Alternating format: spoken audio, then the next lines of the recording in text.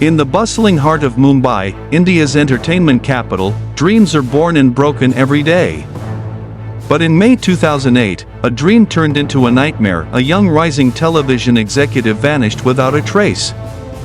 What followed was a tangled web of love, jealousy, and betrayal. A love triangle so toxic, it ended in a brutal murder and a chilling cover-up. This is the story of Maria Susairaj, Emil Jerome Matthew, and Neeraj Grover, a story of ambition, obsession, and a fatal mistake that changed 3 lives forever. Neeraj Grover was a name on the rise in Indian television. At just 25 years old, he had carved out a successful career in Mumbai's competitive entertainment industry. As the creative head of Synergy Ad Labs, he had worked on popular TV shows and even helped produce Are You Smarter Than a Fifth Grader? Hosted by Bollywood superstar Shah Rukh Khan. Originally from Kanpur in Uttar Pradesh, Neeraj had moved to Mumbai after earning a degree from Amity University in Noida. He was talented, charming, and ambitious. Friends described him as warm, friendly, and full of life, someone who was always surrounded by people, especially women. But some also noted a playboy streak in him. He was known to have short-lived flings and often kept his personal life under wraps. Still, he was considered a good guy. He helped people. One of those people was Maria Monica Susairaj. Maria Susairaj came from a conservative Catholic family in Mysore, Karnataka. She had moved to Mumbai with dreams of becoming an actress. Standing out in a city of dreamers was never easy, but Maria had Neeraj.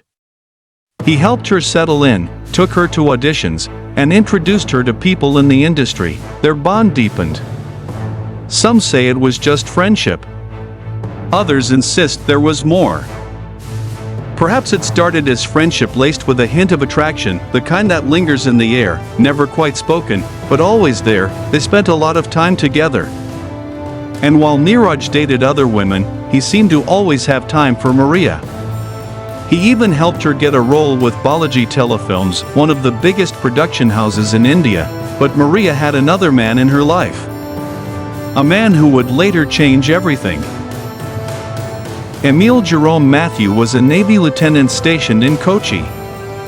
Handsome, athletic, and disciplined, he was Maria's longtime boyfriend. They had met in college and had been together for years. Emil was serious about Maria, deeply in love, even planning to marry her, but their relationship was long distance. And long distance, paired with Maria's growing closeness to Neeraj, created cracks in their relationship. Emil was a jealous man by nature. He didn't like hearing Maria talk about Neeraj. And though he had never met Neeraj, he saw him as a threat. Maria assured him there was nothing going on. But was that really true? It was a regular Tuesday night. Neeraj was having dinner with friends when he received a call from Maria. She had just moved into a new apartment in Malad, a Mumbai suburb, and needed help setting it up. Neeraj hesitated at first. But around 10 p.m., he told his friends he'd just be gone for a while and left. That was the last time they saw him alive. Around 7:30 the next morning, the building's watchman saw a man enter Maria's apartment without making an entry in the visitor's log. That man was Emil Jerome. By noon, Maria was seen leaving the building with bite marks and scratches on her body. But no one suspected anything yet. When Neeraj's parents in Kanpur couldn't reach him that morning or the entire day, they grew concerned. It was unlike Neeraj to go silent. He spoke to his mother every day. His phone rang, but no one answered. Over the next 24 hours, his family made over 130 calls. Only one went through, but no one spoke. Just muffled sounds. Background voices. And then silence. Neeraj's parents flew to Mumbai and filed a missing person report. His friends mentioned that he had gone to Maria's apartment. The police paid Maria a visit. She looked shaken. She cried. She claimed Neeraj had left her place at 1:30 a.m. She had no idea what happened after that. Standing next to her was Emil, introduced as her fiancé. The police were puzzled. How had Emil traveled from Kochi to Mumbai so quickly? Why hadn't he signed in at the gate, and more importantly, what was he doing there that morning? The case was handed to Inspector Rakesh Maria, a veteran cop known for cracking high-profile cases. He immediately sensed something was off. Maria's timeline didn't add up. Her story changed with every interview. Emil claimed he came for naval training but couldn't provide convincing proof. The police decided to pressure them. Day after day, Maria was called for questioning. They didn't accuse her. They simply asked her to imagine scenarios.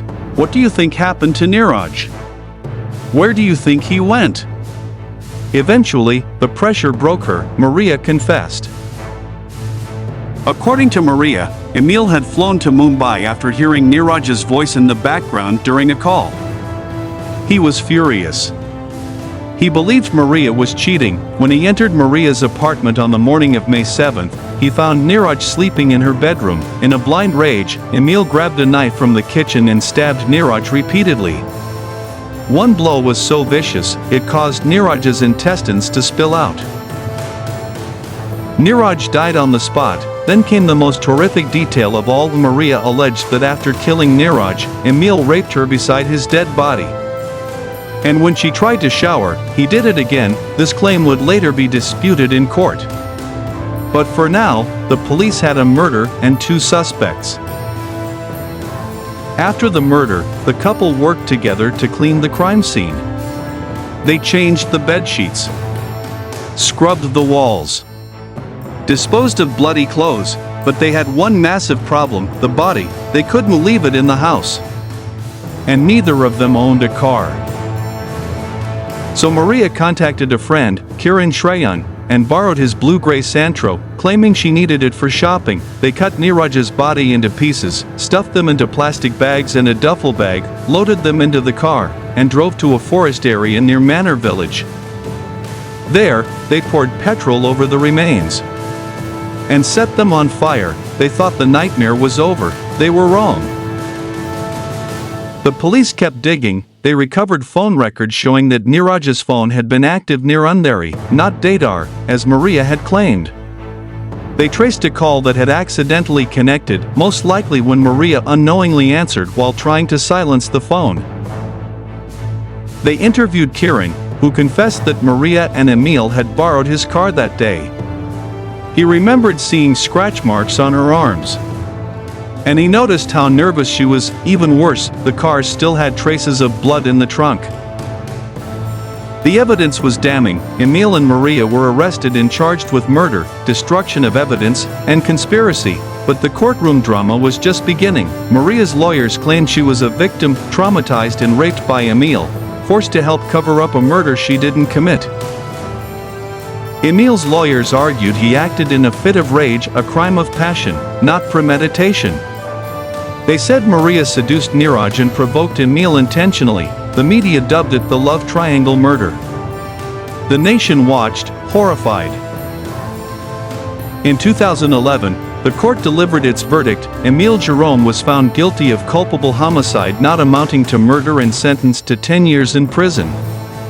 Maria was found guilty only of destroying evidence and sentenced to 3 years. Since she had already spent that time in custody, Maria walked free the very next day. Neeraj Grover's parents were devastated. Their son was gone, and the people responsible would walk free in a few years. The country was shocked. Was that all his life was worth? Maria Susairaj attempted to return to a normal life. In a controversial press conference, her lawyers displayed photos of Neeraj's burned body, claiming she was innocent, and the real monster was Emil. Years later, Maria was arrested again, this time for defrauding someone in a real estate scam.